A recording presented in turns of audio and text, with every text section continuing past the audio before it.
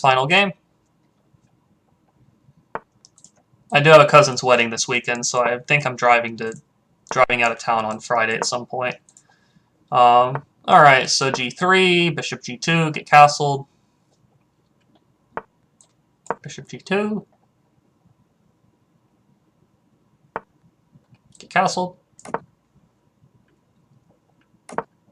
Knight to c3.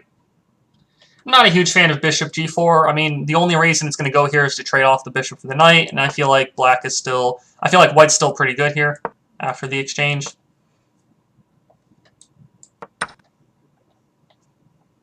I don't think it'd be bad for white. I guess he could play like d5 and maybe try to close the position, but I think I'll just pull the bishop back. I still feel like white's doing pretty good. Alright, I think probably just e4. e4, bishop e3 looks pretty solid.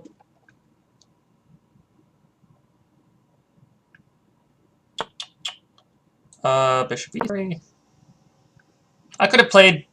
I might play e5 at some point. e5 here is possible. Take, f4. Yeah, I think I'm gonna go for e5 here. I think it works. I don't see why not. a7 might hang after the exchange, and then bishop takes a7, so he has to be watchful for that.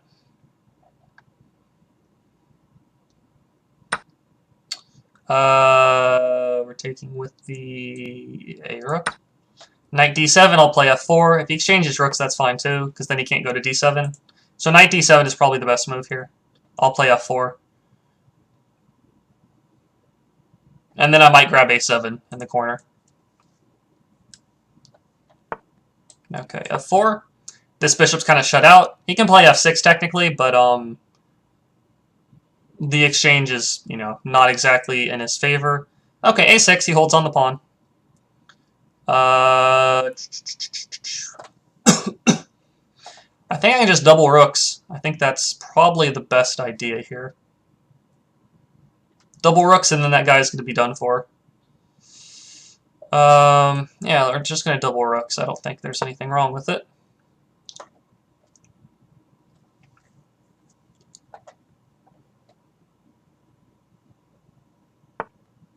See, he has to go all the way back there, which is kind of a not so great square. Bishop b6, he plays knight takes b6. The knight was guarding the b6 square. Now it's not, but I can't play bishop b6 because he takes my rook. I just want to keep control over the d file, so I'll play here. If he takes back, I'll play rook takes. And then bishop b6 might be an idea at some point.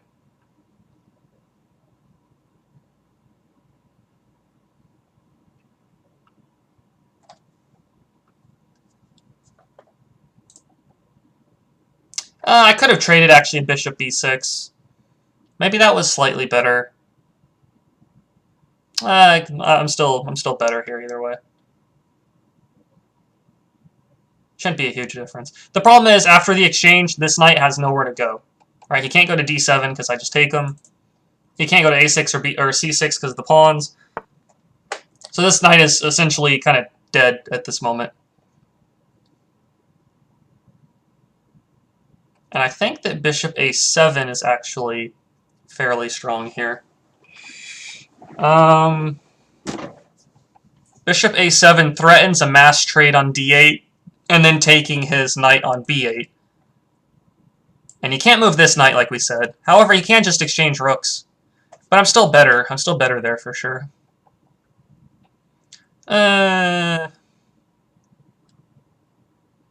His idea, I guess, at the moment is to exchange rooks and then play rook d8.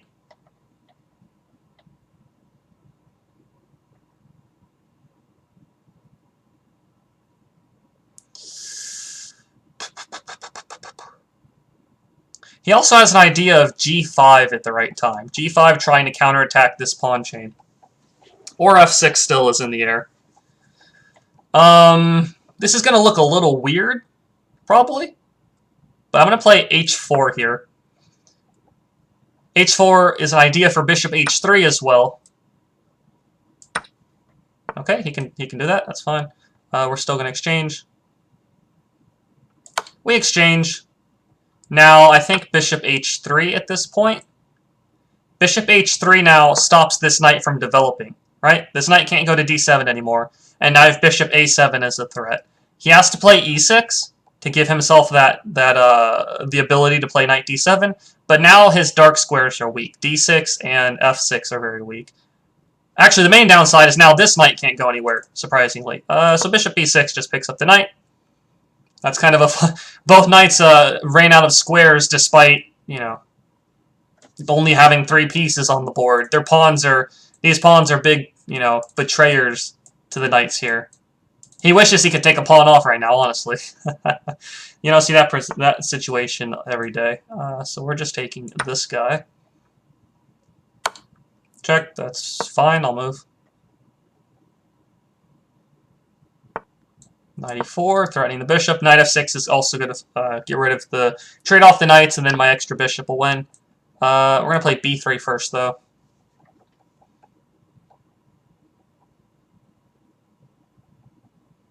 Knight f6 next move, I'd say very high chance. If I go knight f6, knight c5, I mean, I'm still winning here for sure. Let's go king d3 first.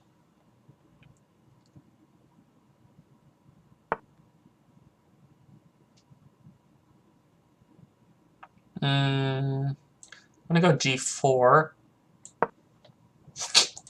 Start kind of pushing through on the king side here.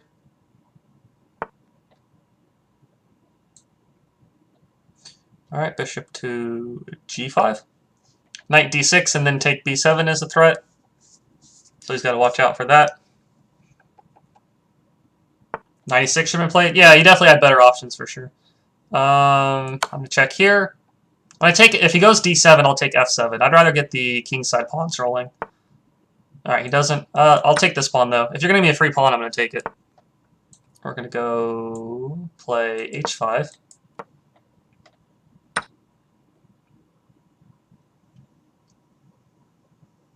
So I'm up a pawn. It's not much, but it is something.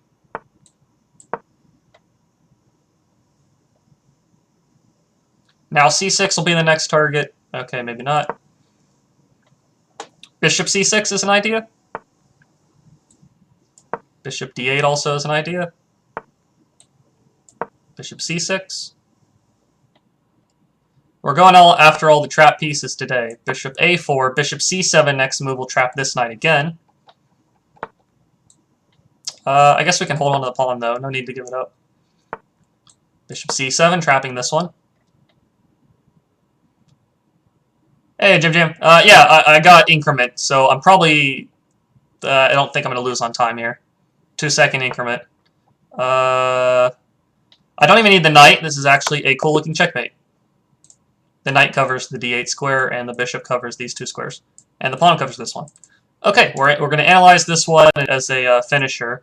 We finished with a rating of 1355 after today. Played a lot of 1300s and some 1200s today, mostly. So the level of my opponents are going to start to get better. The explanations and kind of plans and more in-depth stuff is going to become more educational, I'd say, as well, as my opponents make less and less mistakes, too. Alright, so the opening is fairly standard by both sides. I'm not really a big fan of bishop takes f3, these kind of ideas. But it's not like white's losing. e5's a pretty good idea here. As we saw, black kind of gets in some difficult circumstances. He should, I guess, in hindsight, just retreat the knight. And now he's threatening to take here with 2 pieces. I was going to play f4, and then maybe... I don't know. It's actually kind of a tricky situation for him. Oh, thanks a lot, Nonar. It's actually kind of a tricky spot for black. Like, the white's way more space, bad pieces. White is much better here either way, though, is the problem. So he takes. Take, knight d7. We play f4 to guard the pawn. We are now threatening to take a7. He moves. Rook d2. Knight b8. Rook d1, knight e6 here. I could have also just played this, and after the exchange, then I could have played h4 and bishop h3. However, I feel like if I had done this and he plays g5, I'm sorry, not g5. If he plays f6, I kind of have to capture. The bishop captures back. I'm still much better. There's no doubt about it. I mean, I can just go here. This knight is still... Oops, this knight's still completely blocked out. I guess in hindsight, maybe this is a little cleaner. Anyways, I played h4. We get the exchange of everything. Bishop h3 pins this knight down. He should play knight e6. That's what somebody mentioned. Then he could play knight d7. If you play knight e6, though, I was going to exchange. And now this bishop is a dead piece. It can't... Similar to one of those games previously where I played the Binko Gambit and my opponent gave me a free piece, but my piece was all blocked up that I was up. This piece is essentially a dead piece. Can't go this way, can't go this way, can't go this way. All I have to do here as white is play like knight e4. Make sure, I mean, play bishop d4, walk my king up, oops, walk my king over, something like that. And I could also play knight g5 and hit this pawn. This piece is essentially useless. So knight e6 still doesn't really save him. The best move, I guess, is like a5. But the same thing still happens. Bishop here, hitting this and the pawn. He goes here. I trade. And the benefit, I'm also up a pawn. So black is really in a really bad spot here after bishop h3. After e6, now this knight's... Instead of this knight running out of squares, now it's this knight, and bishop b6 picks up the knight, and it's just, once I win that piece, it's pretty easy to win there. Hey, Strategic Insomniac, nice to see you. Okay, so